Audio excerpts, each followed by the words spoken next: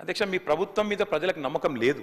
ఎందుకంటే రేవంత్ రెడ్డి గారు మీరే చెప్పినారు సమగ్ర కుటుంబ సర్వే జరిగినప్పుడు తమరిచ్చిన ఉపన్యాసమే మొత్తం యూట్యూబ్లో ఉంది, అన్ని టీవీలలో ఉంది. ఏమన్నారు సార్ ఆ రోజు?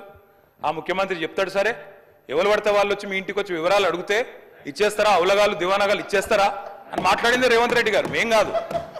మీరు చెప్పిన మాటలనే ఎన్యూమరేటర్లకు చూపెట్టి చెప్పినారు, మేము ఇయ్యము మీకు వివరాలు, 57 రకాల వివరాలు అడుగుతున్నారు, ఎట్లిస్తాము మీరే అన్నారు ఆనాడు. ఎవరు పడితే వాళ్ళకి ఇచ్చేస్తామా వివరాలు అని మాట్లాడింది, అదే చూపెట్టి అడిగింది.